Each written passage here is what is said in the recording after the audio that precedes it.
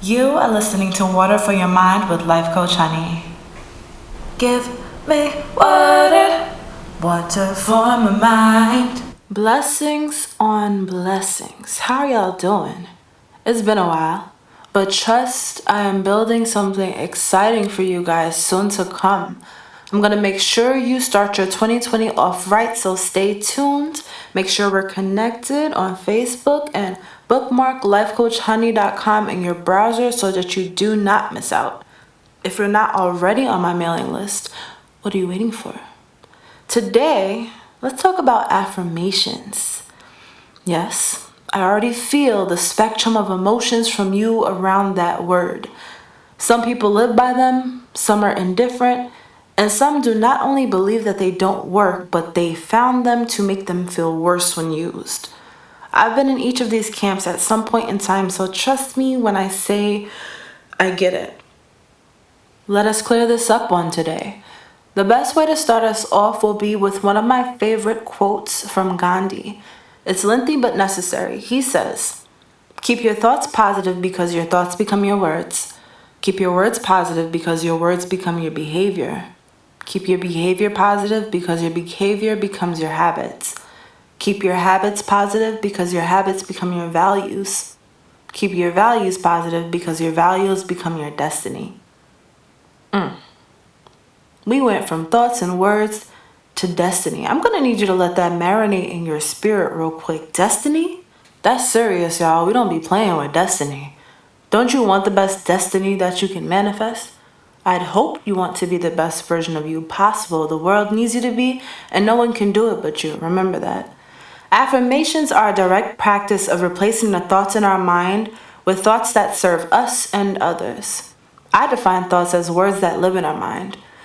That brings us to the use of our words. Many of us already know the power of words, from what we speak about ourselves to the words that we allow to be implanted in us from the outside.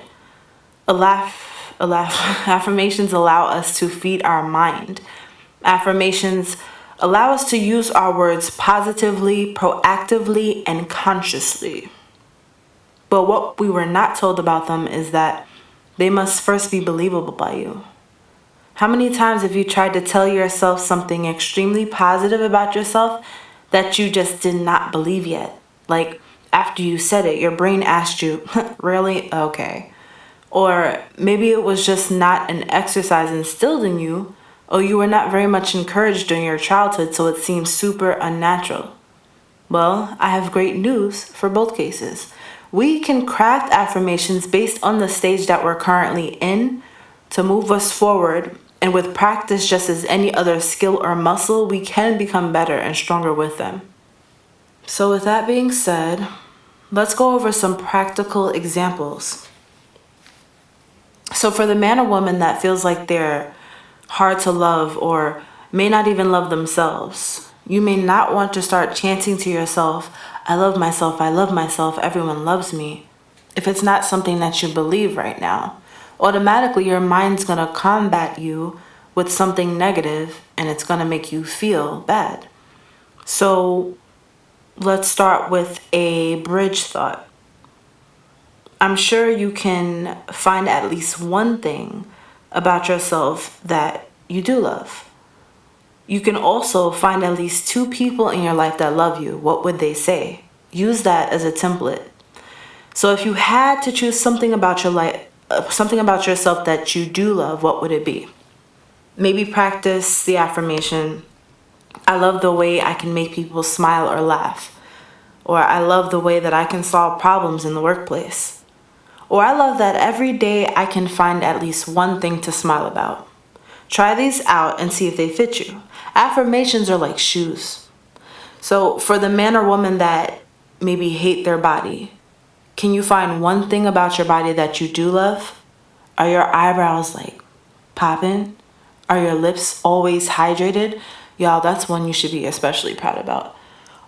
Do you weigh a couple more or less pounds than you'd like to, but are strong? If you love your body no matter what your size, you can start there and watch how you're able to transform when you begin with self-passion. But if you're not quite there yet, maybe start with, I have a body built for whichever direction I want to take it. How does that feel on you? Walk around in those words for a few days and see how they feel. Let me know your experience. If you have other cases and you're having trouble coming up with one for yourself, shoot me a message or leave me a comment and we can brainstorm together. My clients and I use affirmations by speaking them out loud, writing them down, reading them on paper, listening to them, speaking them to ourselves during meditations, working out, or even listening during sleep cycles. The most popular way has been through meditations and workouts. There is a different kind of power this type of practice has when you get your body and breathing involved. Trust me. Please try it out and let me know what your experience was like. I have been Life Coach Honey. Peace and love.